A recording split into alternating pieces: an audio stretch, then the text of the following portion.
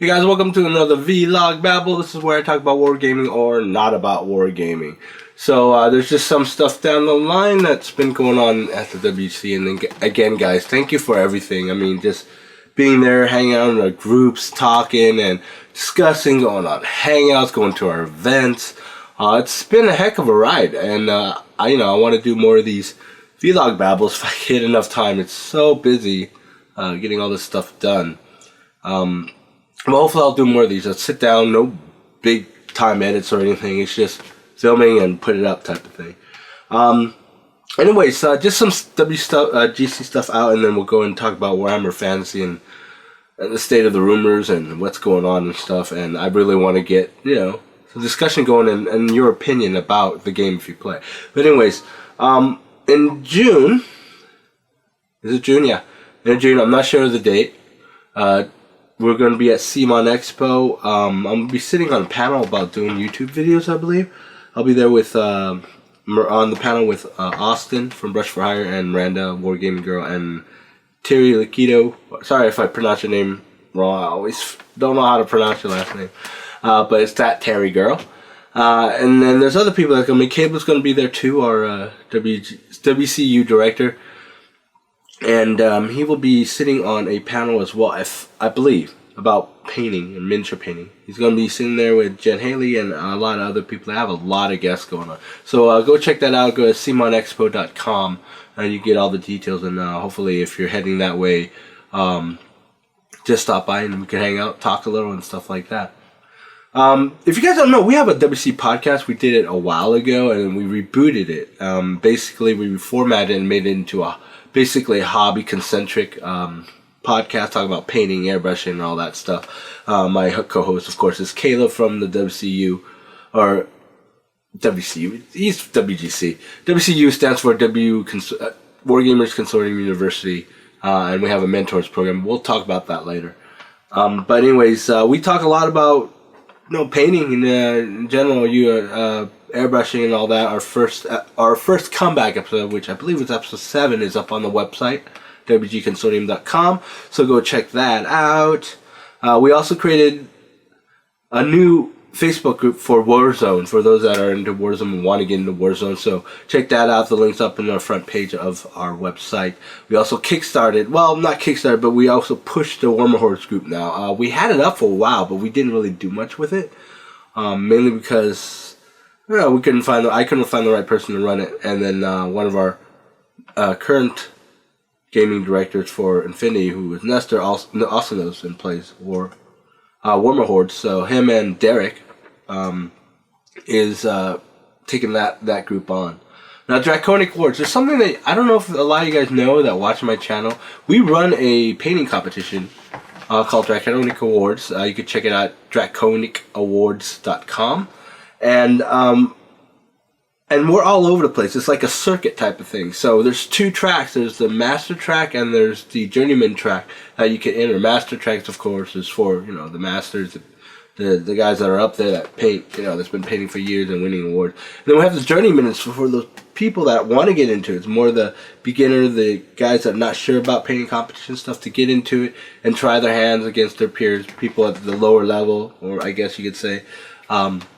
And see how well they do and how they sit on the merit system. It's run on a merit system, but also has top tier prizes as well. So most of it's about how well you do. The score is based on your merit. So you would place by your merit as well as the top 3 placements. But check out the website. You'll see all our events that we're going to. The next one is KublaCon, which is in about a couple weeks. Califo, June 5th, Bay Area Open, July 11th, CaptainCon, July 17th over in Massachusetts, and GearsCon over in London, August 28th. Now, GearsCon, we're going to lead into that, is funded by Games and Gears, but the WC actually goes up and runs it mostly. I'm the director for the con, so what we did was, we're going to have 40K there. We have Malifaux, Infinity, Warhammer Hordes. I believe those are the 4 or 5 main games that we're going to tackle this year. And then we'll also have, if you don't want to just go for gaming, we have classes, seminars for painting as well as for terrain. Okay, the painting classes are taught by Caleb and maybe some couple other painters if we could get them, and the terrain classes are taught by Mel. If you don't know, he is the terrain tutor, so check him out. He's on YouTube. He does a lot of great terrain stuff, very knowledgeable in that stuff. So check it out, and also check out gearscon.com. Okay, GEARSCON.com. And by the way, all these links will be listed below in the comment section. And then, yeah, I mean, it's a lot going on there, and we're trying to make it happen. It's going to be on August 28th, so try to be there. I would love it if you come, talk, hang out. You don't have to do gaming. If you want to do all gaming, that's fine. There's games all day long, board games and war games. But I scheduled enough of the classes and stuff that you can actually go for full 3 days and do nothing but hobby stuff. So you go and, go up. The pass is like 40 pounds or 60 pounds. I'm not sure, but check the website. It's stated there. I totally forgot how much the actual because there's like 2 levels or 3 levels or something. There's a day pass, the weekend pass, and a VIP pass. But all that's stated on the website. So also we're working on a couple other things, bringing down demos from other game companies, as well as a surprise that I can't really talk about until it actually pulls through. So we'll see about that. But that's it for WGC news. And again, thank you for sitting through it and find out what's going on and stuff. Other than that, did you guys see the Star Wars trailers? I know a lot of Star Wars fan out there. That is such an awesome trailer. I don't know if you guys are waiting to see it as much as I am. And that, Batman vs. Superman, and if you haven't seen it yet, Avengers 2 was rocking, okay? I mean, there are some people that didn't like it, but I think Avengers 2, most people that went and saw it liked it. I was able to get a preview on it like a week before one of those showings, those trailer showings at the lot and stuff. And I loved it. What do you guys think? Did you guys like Avengers 2? I mean, because... Well, I think one of my favorites would be the Scarlet Witch now. That's the top of my list. Not I'll mention I think she's hot, or the actress that plays it is hot. But anyways, moving on. Alright, moving on to the main meat of this whole vlog babble, which is Warhammer Fantasy. I am a huge Warhammer Fantasy player. I love Warhammer Fantasy. I play it more than 40k. I think most of you guys that have been following me for this long know about that. Love it, love it, love it. Now, all these changes that are coming, okay, and you see that sour face on me, is like, I don't know. I don't know about this. Again, it's all rumors and stuff, and you can't always wait until a book comes out, but a lot of times the rumors are pretty spot on. We talk about the rumors on the factions, how they're combining all these factions. Obviously, that's going to make some of the units, most of the units, not usable anymore, right? Especially in the new edition, right? So... Okay, the rumor on the factions are Chaos, the Demons, the Beasts, the Mortals are combining into Chaos itself, and all the Beastmen stuff are going away. Right, which means all those boxes sitting up on the shelf behind the camera, it's going to be useless, and it's really going to piss me off. But reading down the list, they aren't. There's just still some units that didn't make it in, but again, that's like 15% of whatever I have that I'll be able to use in the new edition. All the elves are combining into one faction. The Wood Elves, the High Elves, the Dark Elves. The Empire's still there, but now it's combined with the Bretonnians, which really is going to piss me off because I'm a Bretonnian player mainly. Combined with them, combined with the Ogres, and combined with Dwarfs. Ogres, okay. I guess I can see it. I can see the combination. But then, again... There's no way that they're going to keep all those units in one faction. Again, these are rumors. When the book comes out, for all I know, that they did keep all the faction. They just put it all into one big group. Okay, you got the Undeads, the Tomb Kings, and the Vampires. They're combining. Orcs and Goblins staying its own faction, and Skaven staying its own faction. So, assuming that somehow this new edition comes out. I mean, what I'm more worried about is how many of those models is not going to be used anymore. All the money I put into it, all the work and paint I put into these armies, I don't want any of them to go away, honestly. I mean, 1 or 2 units, that happens, right? But when you're talking about banishing 50 to 80% of the current, army state and stuff like that, according to the rumors, oh man, I would be so pissed off. I'd be out from this game, completely out. Okay, but damn, I gotta keep reiterating that it is rumors, and it might not be as bad as it seems. As always, that's a lot of times why we don't always talk about the rumors and stuff. Right? We don't. I ignore a lot of it, but this caught my attention because it's a big change to fantasy. Lizardmans are totally gone. Supposedly, they flew out into space. Okay, so okay. See here, yeah, and there's more rumors out there, tons of them. I mean, you can find it with just a Google search. But yeah, the change of the game, it looks like what do you guys think? I'm a little worried. It does kill off like 50% of the units you could use in your current army. Will you still play this game? Will you give it a chance? Will you kind of like just conform to the skirmish version of the game, if it is, again, skirmish? Again, all this could be just conjecture, and I'm just worried about nothing, but like in this hobby, especially the GW fans or the GW players or the Warhammer players, they do get a little passionate about stuff when it happens, and sometimes we jump the gun, but I try not to jump the gun and stuff. I always give it a chance, see what the book looks like and stuff. But if most of these rumors are true, you're gonna see me jump, that would piss me off basically, and that'd be fun. That'd be a fun rant for a vlog babble, right? What the fuck that shit do to Warhammer Fantasy, you little fucking bastards, blah blah blah blah. But yeah, if that ever happens, I'm gonna have to put an explicit warning. I'll cuss more than I usually do, and that's gonna be a lot, right? So, okay, guys, let me know. What do you guys think? Warhammer Fantasy, on the rumors, stuff that you heard. What do you think about the state of it? Will you still be playing it, or have you already quit?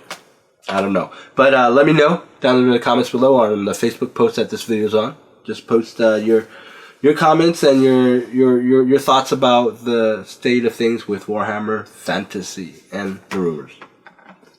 Okay, so we'll go on to Q&A. And I mean, I went through and just looked over some stuff that people asked me, some questions. And now these are questions mostly about the hobby. Now, you can ask questions all you want. I don't care. It could be anything. I'll just pick them out and then just answer them. It could be about wargaming. It doesn't have to be about wargaming. It could be something about what are your thoughts on this movie, or what are your thoughts on this or that. So just get ready, though. Be prepared, though. If you ask me a silly question, I pick it and I just have a thought behind that question that I actually liked. And I go off on you. I don't mean to go off on you, unless you're a dick. And I'll go off you all day long, or whatever. But anyway, so Q&A. By the way, just ask those questions you have in the comment section below on YouTube or on Facebook. Okay, question number 1, Joshua. Thoughts about ways to add grids or deployment zones, either for Malifaux or 3-inch grids for Dead Zone. Just mark them ahead of time with your permanent marker, and then try not to paint or caulk heavily over them. These are all questions. Go back when all is done and dry and tape them off with painter's tape and apply a second layer of paint, darker or lighter, and then seal the paint a second time. Get a really narrow detailing tape, apply that while the caulking is still wet. And this question comes from the do-it-yourself battle mat video that I have up. He's basically asking about putting, grid markers on the mat. There's tons of ways you can do it. A couple that you mentioned here might work. What I would suggest trying is stencils. Make a stencil, or find someone with a stencil machine that can make you some, grid line, kind of narrow lines that you could just spray over, and then you could just systematically put the stencil over the mat and then spray the color that you need. Like if it's a predominantly white mat, make it dark gray lines. If it's predominantly black mat, make it, light gray lines, stuff like that. But I would suggest doing it through a stencil, and have a stencil made so that you have the grids of the deployment zone. Just put it over and spray over it, and then varnish over the mat so that it doesn't go away. That would be my suggestion. Second, Davlin. Hi, I would like to ask, when venting your compressor air tank, how do you know that all the air has been fully vented? What I do is that after I'm done spraying, I will just spray out as much air as possible, after which I will open the vent valve at the bottom of my tank. I own a TC610H, by the way. But then, buying the tank, I was told to leave the valve open the whole night, wondering if that's necessary. Okay, so venting your tank.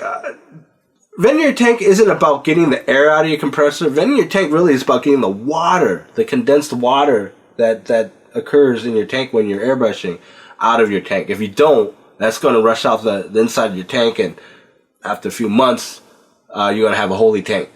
Holy tank, right? So, this is the knob underneath the air compressor, and when you're spraying, it creates water from the condensate. I can't say it. You guys will say, you know what I'm talking about, right? Condensation. There you go. Ha ha. All right. So you unscrew the knob, and then the water leaks out. What I do is I make sure it's full. I turn on the compressor and let it go, and then until it stops, if it has auto stop. And then what I do is put like a box or some kind of container underneath the air compressor. Now open the valve, and the air will just start shooting the water out. Okay, that's how I do it. Just open the valve all the way and just let it go. And by the time the air is complete, most of the water should be out of it. I mean, pretty much all the water should be out of your tank. I don't usually leave the knob open for the whole night, but that's actually a damn good idea. That will take whatever's left in your tank dry out. Okay, so that is actually good. I'm going to start leaving the vent open for overnight, which is fine. Nothing's going to happen to it if you leave that knob open. Actually, that's really good. It'll just air out the tank so that you don't have water. So, yeah, that's what I do. Okay. Dangler Strangler, your videos are so helpful. Thank you. I just have one question. I'm making custom decals to put on my custom GameCube controller, and that probably doesn't matter. And I brought both of the solution and decal paper that you used. I've also purchased a micro-scale liquid decal film because the website I went to highly recommended. Do you know if it's just another form of clear coat? Would you know where I need to apply it? Decal sheet or actual... it cut off there. But anyways, this is on the video about making custom decals. Now I get a lot of questions that isn't always about the wargaming hobby. I guess questions about airbrushing and decals like this about game controllers. I get questions for airbrushing t-shirts and all that stuff. So it's not always about wargaming. Now for this question here, the microscale liquid decal film, I have a bottle of that, and I've used it once, did not work for me, and I threw it away. Basically, it is basically a varnish or a protective coating for your custom decal, so that your ink won't run. Okay, when you put in water or whatever, when you're done with the decal and printing it out and stuff. What I use is, see, I could find it here. Where'd it go? Now I have a bottle of what? Okay, here's what the situation. You take the decal paper, put it in your printer, you design it on your computer, and then you print it out. Okay, now you can't just leave it like that. If you do that, let it dry, and then you cut it up and dip it in the water to get the slide to come out, it's gonna run. Your color's gonna run. You need a protective coat over that decal sheet. So what you do is you spray it, light coats of varnish or whatever, to cover it up, 3 or 4 light coats, so that it's nicely fully covered, so it protects the ink from running. And then you leave it overnight to dry. The problem is not all varnishes work. This liquid decal film, that's what it's supposed to do, but I don't have luck with it. Then that's personally myself. Let me see if I can find the spray that I do use. So it's for not editing. So I use this. This is a Krylon Crystal Clear acrylic coating, and it is actually made for stuff like hobby stuff, like printing out custom decals. So it's this. Well, you can see it because the lighting is very odd here. It's Krylon Crystal Clear. Okay, and this stuff works great. Okay, just put maybe 5 or 6 light coats over your decal sheet, and then it should protect the ink from running. Now, once you have the decal on the object that you're doing, I would suggest, once it's dry, suggest putting a coat of varnish on it. Gloss coat varnish I usually use, for our hobby, I usually use Pledge Feature Floor Shine, and then I will put a matte varnish over it, which I usually use the Liquid Text. Depending on the varnish, the final product, or the final shine you want on your model or your object. Now, in the case of using stuff like GameCube controller, or a guitar, helmet, on your bike, motorcycle, whatever, you do not want to use Future Floor Shine. You don't want to use any kind of acrylic type of varnish, because it will not hold up, especially not to sweaty hands when you're doing controllers. You'll start eating through the varnish itself right down into the decal. What you want to use is just go to like a Home Depot or whatever and get a Krylon or a Rust-Oleum or whatever, those kind of lacquer type of, I think they're lacquer or enamel type of varnish, and then use that. It sprays out of the can. Okay, those are heavy duty. Spray a gloss one over first, and if you don't want a glossy looking controller or guitar or whatever, then afterwards spray a matte coat over it, or a satin coat, whatever you want the final product to shine as. Okay, now the reason why we put a gloss coat on, because it creates a protective shell, and I do that with all my models too. And there's people saying, oh, you don't need to varnish your stuff, blah blah blah. But look, my Space Wolves I've been using for 4 years now, and I have no problem with rubbing or whatever. I mean, there are cases where it does, but I have no problems of wearing it down while I'm moving it on the table and stuff. If you're going to be rough with it, of course you're gonna scrape the paint and stuff off it. But it's a nice protective coat. Why not? Especially when you put it on the table. If you're doing competition level stuff, don't bother. You shouldn't really need to, unless you're trying to get a certain shine or gleam from that competition model or whatever technique you're using. Okay, but you don't need to cover it for a competition, or at least a final covering. Okay, because you're not going to be handling the miniature. Okay, so hopefully that answers your question, and I've been rambling long enough about that question. And then here you go, John. Have you found any alternative models for Plague Marines? It says plaque, by the way. Sorry. Plague Marines. Yes, there are a lot of alternative ways to do it. The way I did my Space Marines was I kind of Frankensteined it. What I did, I took about 2 boxes of the Plague Marines, the crap cast ones, and then I brought 2 sets of the Death Guard conversion kit from Forge World, and I took all those kits and just put everything together and mashed them up, and that procured about, I think 14 Plague Marines, maybe 14, 15. I also took kits, Chaos Marine kits, and then used that, and then used the conversion kits on that. So that brought me up to like 25, 28 models or whatever. And then I went to spellcrow.com, .eu or .com, Spellcrow. It's Spellcrow, Kaka, spell. He has tons of alternative models for Plague Marines. Really good. Check that out. Cyborg Miniatures have a couple of options as well. That's where I got my, what's his name? Typhus model, or stand-in model. But back to Plague Marines. Yeah, just do a search. I know for sure Spellcrow has it. There was another store. I think Puppet Wars might have them. PuppetWars.eu. You could try Chapter House. I don't remember if they have it at ChapterHouseStudios.com. And not really sure. I mean, I don't have them all on the top of my head, but those are some of my favorites. Spellcrow for sure I know has a nice alternative to different parts of a Plague Marine or full parts, torsos, heads, or whatever. So check Spellcrow out for sure. I know that they have some really good ones too. Now I got, this question's from Foodie. I love this username, Foodie. Hey, thank you for this good guide. Thank you for watching. I believe it's one of the airbrushing videos. The compressor seems to be the most expensive component of the setup. Yes and no. I'll explain that in a bit.